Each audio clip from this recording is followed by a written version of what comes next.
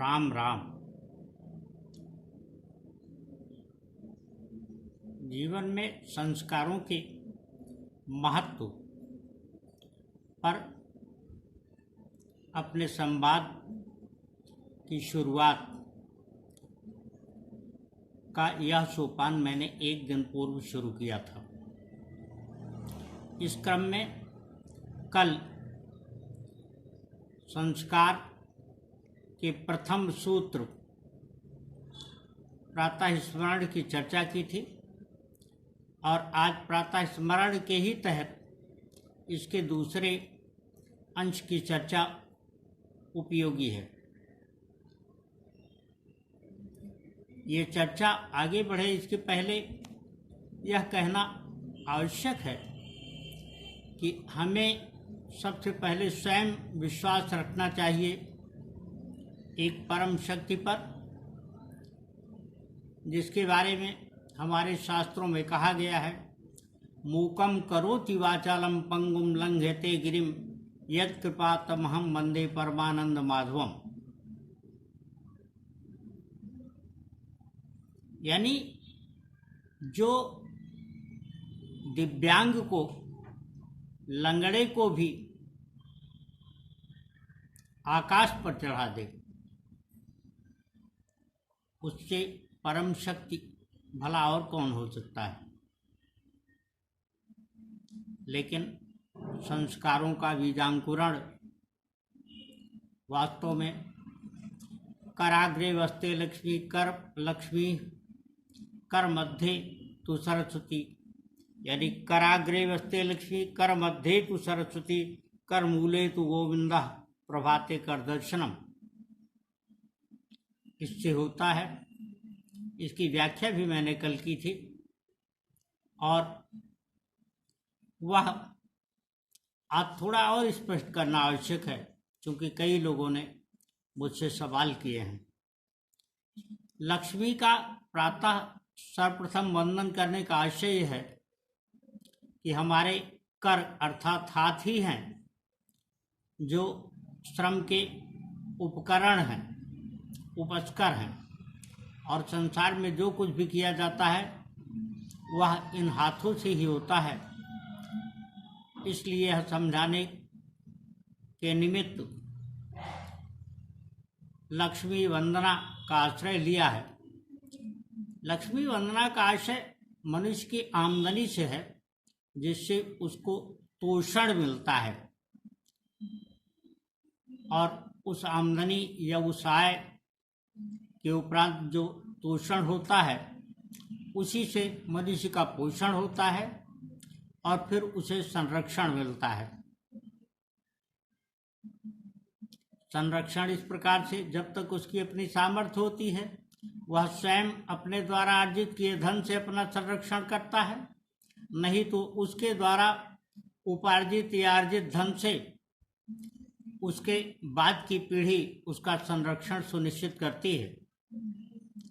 इस क्रम में आज पृथ्वी के नमन की चर्चा करना आवश्यक है और वह इस प्रकार से है। समुद्र वसने देवी पर्वतस्तन मंडले, समुद्र वसने देवी पर्वतस्तन मंडिते विष्णु पत्नीम नमस्तुभ्यम पाद स्पर्श क्षमस्व। यानी धरती माता को सवेरे जब हम अपनी शैया से उठें, अपने बिस्तर को छोड़ें और उस पर पैर रखें, इसके पहले ही हमें झुक करके दोनों हाथों से उसे प्रणाम करना चाहिए और उससे यह वंदना करनी चाहिए कि वह उस धरती पर मेरा पैर स्पर्श करने के लिए मुझे क्षमा करे। इसकी आवश्यकता या महत्व को समझाने की आवश्यकता नहीं है। मनुष्य जानता है, हम सब जानते हैं इस बात को बखूबी कि कोई भी मनुष्य इस पृथ्वी से है और इसी पृथ्वी में ही किसी न किसी रूप में उसको समा जाना है। इसलिए इसे वेदों में, वेदांगों में, हमारे तमाम पुराणों, उपनिषदों, इन सब में माता की संज्ञा दी गई है। अथर्ववेद में कहा गया है, माता भूमि पुत्रोहम पृथिव्या, यानी यह भूमि, यह धरती मेरी माता है और हम सब जो इसके निवासी हैं वो इसके पुत्र हैं। भूमि के नमन का प्रश्न जब आता है तो वह इस समस्त धरती पर रहने वाले लोगों के लिए होता है। भारत में इसके बारे में बहुत प्राचीन अवधारणा रही है। बाद के दिनों में वंदे मातरम गीत की रचना हुई और उससे राजनीतिक क्षेत्र के जरिए समाज को यह बताने की चेष्टा की गई कि पृथ्वी की वंदना मातृभूमि के रूप में क्यों आवश्यक है। जननी जन्मभूमि से स्वर्गादपि गरीयसी, इसकी चर्चा हम पहले भी कर चुके हैं, लेकिन हमने जब गहराई से सोचा तो हमने पाया कि कुछ उन फिरका परस्तों को छोड़कर जो वंदे मातरम का विरोध तो करते हैं, लेकिन वो अपने जीवन में रोजाना कम से कम 5 बार धरती का नमन करते हैं। भले वो उसे खुदा की इबादत का नाम दें, लेकिन जब नमाज अता करते हैं तो उस वक्त वह कई बार एक ही बार की नमाज में धरती को बार बार साष्टांग दंडवत करते हैं या झुककर दंडवत करते हैं। इससे धरती के माता होने का महत्व बखूबी समझा जा सकता है कि जो लोग सियासी कारणों से, जिनके हुजूम सियासी कारणों से ऐसे मौक़ों पर प्रदर्शनबाजी करते हैं, वो लोग भी धरती को किस प्रकार से नमन करते हैं।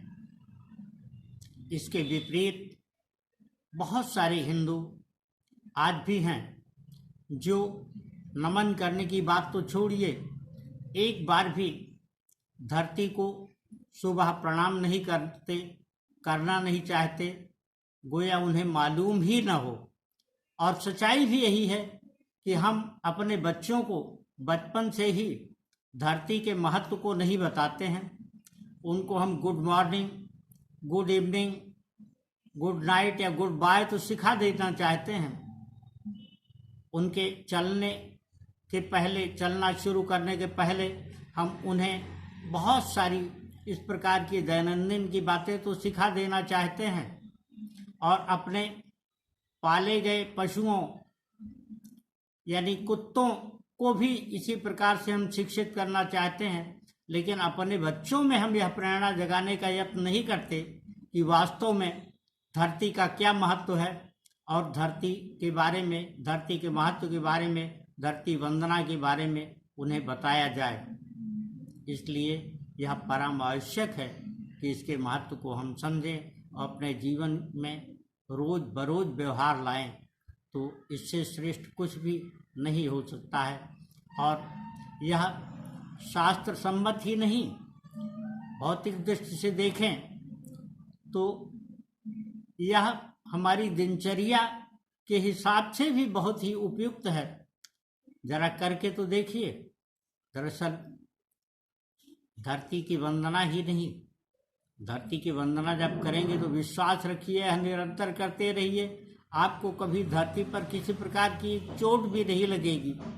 लेकिन यह तो निरंतर साधना का प्रश्न है।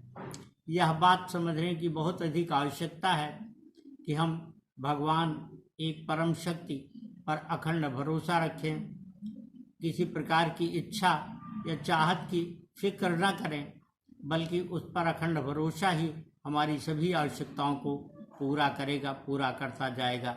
राम राम।